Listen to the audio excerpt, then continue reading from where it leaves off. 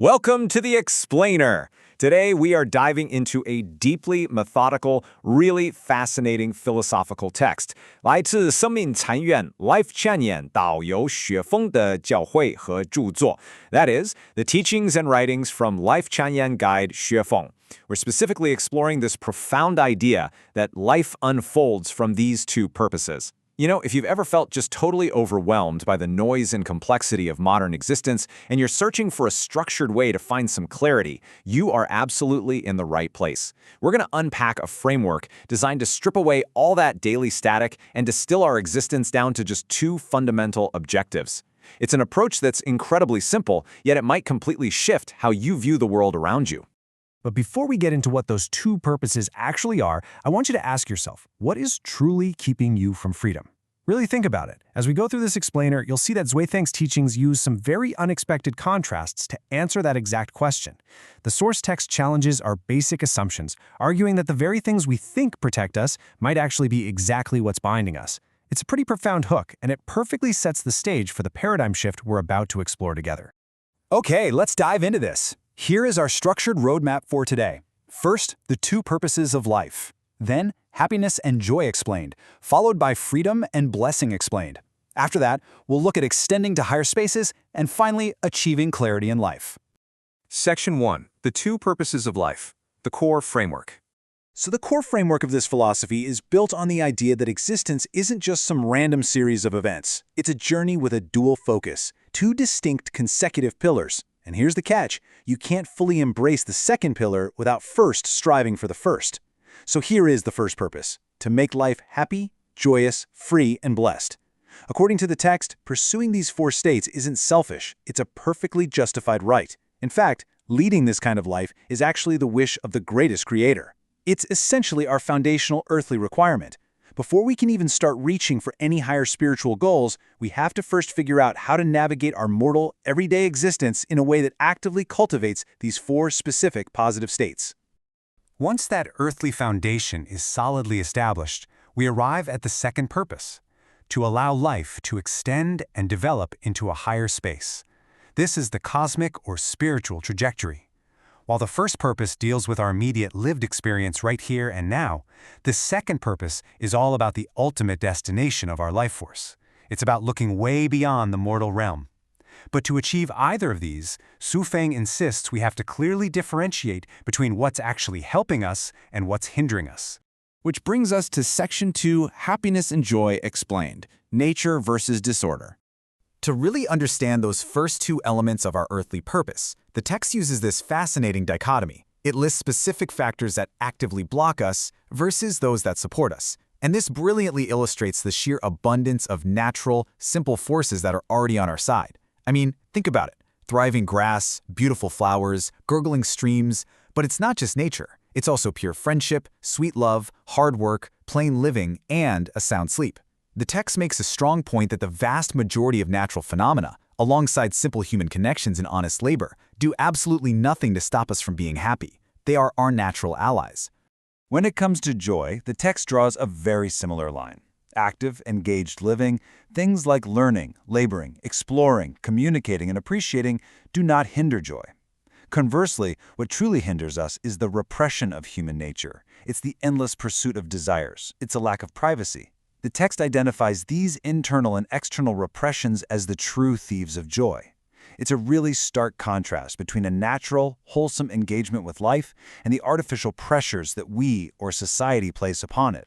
To summarize the core barriers to our happiness, the text focuses heavily on chaotic and selfish human behaviors. It calls out chaotic disorder, jealousy, greed, quarreling, and imposing upon others as straight-up falsehoods.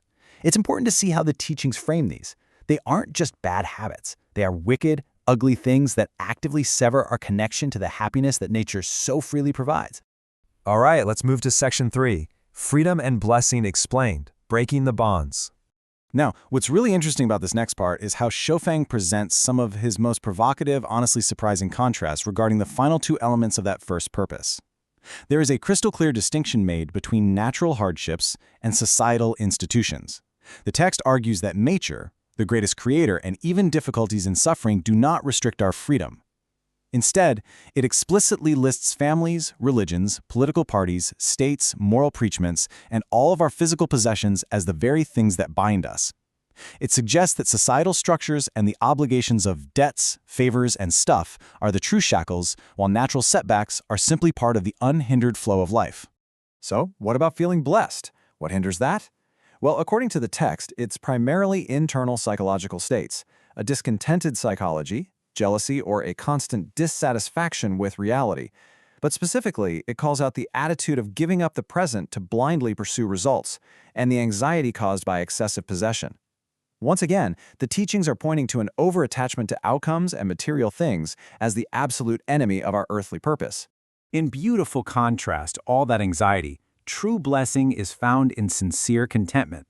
The text tells us that pleasurable situations, a yearning for the celestial world, and simply being able to freely enjoy tranquility without interference is what makes us feel blessed. It even mentions that chatting, playing, and just appreciating the beauty of things with a sense of gratitude are profound sources of blessing. It's all about being truly present and unburdened by those artificial expectations we just talked about.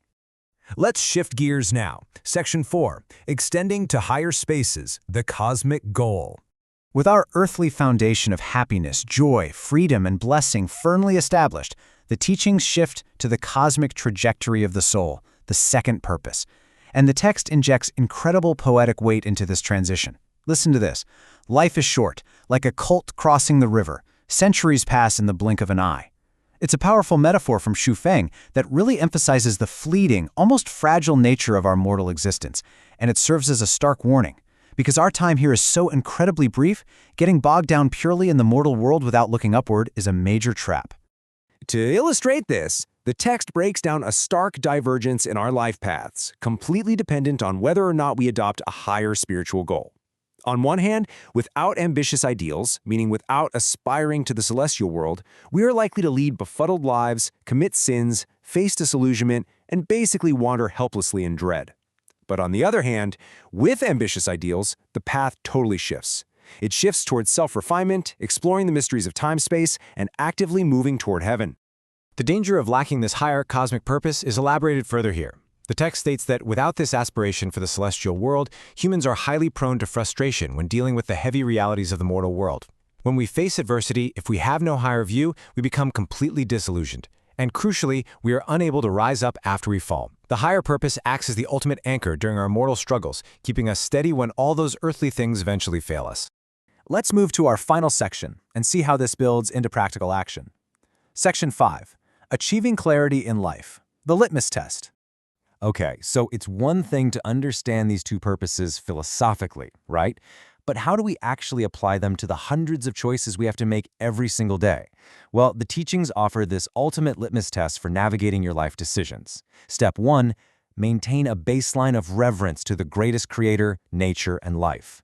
Under that premise, step 2 is super simple. Accept any outlooks, morals, or methods that actually make your life happy, joyous, free, and blessed.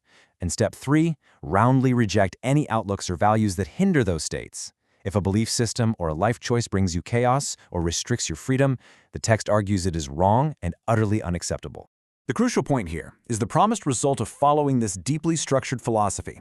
By filtering all our actions and beliefs through the lens of those two purposes, cultivating earthly joy and aiming for cosmic ascension, we gain absolute clarity. The text promises that we will feel clear-minded, enlightened, and the confusing cloud of existence will finally be lifted. It's presented as the ultimate blueprint for a life lived without regrets, allowing us to accurately distinguish truth from falseness in literally everything we encounter. Which brings us to the end of our explainer, and to a question I really want to leave you with today. Will your life unfold from these two purposes? We've seen how this entire framework strips away societal baggage and points us right back to nature, simple joys, and a higher cosmic trajectory. Whether you fully adopt this worldview or simply use it as a tool to reevaluate what might currently be restricting your joy, the teachings of Xu Feng offer a truly fascinating lens through which to view our fleeting time here. Thank you so much for joining me for this explainer, and keep seeking that clarity.